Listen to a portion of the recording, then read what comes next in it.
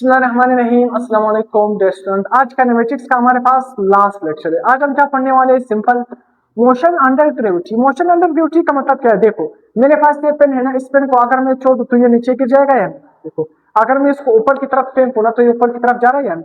तो देखो मैं इस पेन को छोड़ रहा हूं तो ये खुद नीचे गिर रहा है। अब देखो इसको हम कहते हैं मोशन अंडर ग्रेविटी, या इसको हम कहते हैं फ्री फॉल मोशन। जब मैं इसको छोड़ूंगा तो ये फ्री फॉलिंग नीचे की तरफ आ रहा है, इसको मैं क्या नाम दूंगा? Free fall motion. तो ये हमारे पास क्या है? फ्री फॉल मोशन है। तो मोशन अंडर ग्रेविटी सिंपल आपने समझना क्या है। गैलीलियो हमारे पास सबसे पहला साइंटिस्ट था। तो आपने याद रखना है कि गैलीलियो सबसे पहला साइंटिस्ट था। उसने क्या एक्सपेरिमेंटली क्या ऑब्जर्व किया? उसने ये ऑब्जर्व किया, अगर आप फ्रीली फॉलिंग ऑब्जेक्ट का मतलब क्या है? सिंपल, अगर मैं इस ऑब्जेक्ट को छोड़ दूं ना फ्रीली फॉल, तो ये खुद ब खुद क्या है? नीचे की तरफ आ जाएगा। इसको हम क्या नाम देते हैं? Freely falling object.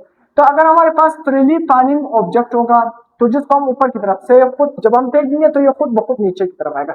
तो उसने क्या ऑब्जर्व किया? उसने ये ऑब्जर्व किया, अगर आप एक लाइट ऑब्जेक्ट उठाओगे और एक हेवी ऑब्जेक्ट उठाओगे, मतलब देखो सिंपल, एक लकड़ी का ईंट उठाओ और एक पत्थर का ईंट उठाओ, कौन सा भारी होगा?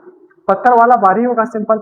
तो देखो उसने कहा अगर मैं एक लाइट ऑब्जेक्ट उठाऊं और एक हेवी उठाऊं, मतलब एक भारी होगा एक हल्का होगा, अगर मैं उसको सेम हाइट से गिराऊंगा तो वो दोनों जो भारी और हल्का चीजें होंगे दोनों ग्राउंड तक सेम टाइम पर पहुंच जाएंगे। क्या? सिंपल, हमारे पास क्या है? एक बड़ा ऑब्जेक्ट है, लेट्स सपोज ये भारी ऑब्जेक्ट है, सही है, ये भारी, और ये हमारे पास क्या है? हल्का ऑब्जेक्ट। अगर हम इन दोनों को सेम हाइट से फेंक देना नीचे की तरफ, तो ये भारी और हल्का ऑब्जेक्ट दोनों सेम टाइम पर क्या करेंगे? ग्राउंड पर पहुंच जाएंगे।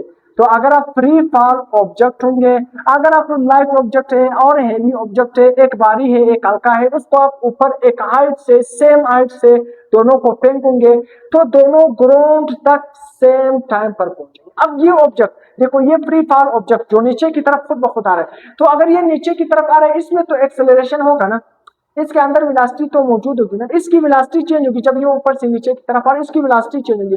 जब वेलोसिटी चेंज हो रहा हो टाइम के लिहाज से उसको हम क्या कहते हैं? एक्सेलरेशन। सिंपल। तो यहाँ पर भी आपने क्या याद रखना है? तो जो फ्री फॉल ऑब्जेक्ट होते हैं जब वो ऊपर से नीचे की तरफ आते हैं तो उसके अंदर जो एक्सेलरेशन पैदा होता है उसको आप क्या नाम दोगे? ग्रेविटेशनल।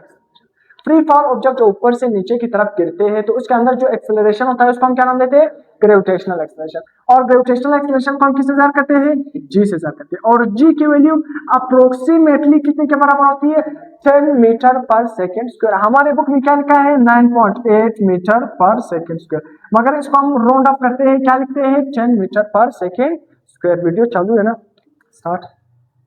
10 metre per second. अब आते हैं हमारे पास, देखो दोनों ऑब्जेक्ट रीच करेंगे to the ground at the same time पर रीच करेंगे इंडिपेंडेंट ऑफ देयर मासेस। देखो ये मासेस पर डिपेंड नहीं करता। गैलीलियो ने क्या किया? ये ऑब्जर्व किया, अगर आप दो ऑब्जेक्ट उठाओगे, एक का मास ज्यादा है एक का मास कम है, अगर आप सेम हाइट से गिराओगे दोनों सेम टाइम पर ग्राउंड पर पहुंच जाएंगे। मासेस पर डिपेंड नहीं करेगा कि भारी वाला मास जो ज्यादा क्या है? भारी है, वो जल्दी पहुंचेगा, हल्का जल्दी नहीं पहुंचेगा। तो दोनों सेम टाइम पर पहुंचेंगे इंडिपेंडेंट ऑफ देयर मासेस। उनके मासेस पर क्या है? डिपेंड नहीं करता। तो अब यहाँ पर देखो उसने कहां से ये ऑब्जर्व किया? लीनिंग टावर ऑफ द पिसा। लीनिंग टावर ऑफ द पिसा एक बहुत बड़ा टावर है, उससे क्या क्या इसने ये ऑब्जर्व किया? लीनिंग टावर ऑफ द पिसा से क्या क्या ये ऑब्जर्व किया। अब हमारे पास आते हैं, देखो अगर आप कोई भी ऑब्जेक्ट है उसको ऊपर से देखो, ये ऊपर से देखो जिस तरह ये, अगर आप इसको नीचे की तरफ फेंकोगे तो ये खुद ब खुद नीचे की तरफ आएगा। तो उसका जो एक ग्रेविटेशनल एक्सेलरेशन होगा वो +10 मीटर पर सेकेंड होगा, +10 मीटर पर। अगर मैं किसी भी ऑब्जेक्ट को ऊपर की तरफ फेंक रहा हूँ तो इसका मतलब क्या है? ग्रेविटी हर चीज अपनी की तरफ, हर चीज को वो क्या है? अपनी तरफ खींचती है, यानी जमीन हर चीज को अपनी तरफ खींचती है, यानी। तो अगर देखो अगर मैं इसको खुद नीचे की तरफ गिराऊंगा तो ये जमीन की तरफ आ रही, ग्रेविटी की तरफ आ रही, तो जी की वैल्यू प्लस होगी। अगर मैं ऊपर की तरफ फेंकूंगा तो मैं फोर्स लगा रहा हूं, मतलब ये ग्रेविटी के अगेंस्ट जा रहा है, ग्रेविटी के अगेंस्ट जा रहा है। तो अगर कोई भी चीज ऊपर की तरफ फेंकोगे, ग्रेविटी के अगेंस्ट फेंकोगे, तब जी की वैल्यू -10 मीटर पर सेकेंड होगी। अब आते हैं motion, equation of motion under gravity. अगर आपने इक्वेशन ऑफ मोशन लिखने हैं अंडर ग्रेविटी, हमने तीनों इक्वेशन पढ़े थे। तीनों इक्वेशन हमारे पास क्या था? Vf = Vi + At, पहला इक्वेशन। सेकेंड इक्वेशन हमारे पास क्या था? S = VIT + 1/2 At का स्क्वायर। तीसरा इक्वेशन हमारे पास क्या था, 2as is equal to vx square minus vi square. अब इन तीनों इक्वेशन को आप मोशन अंडर ग्रेविटी लिखो, किस तरह लिखो, बहुत ही सिंपल।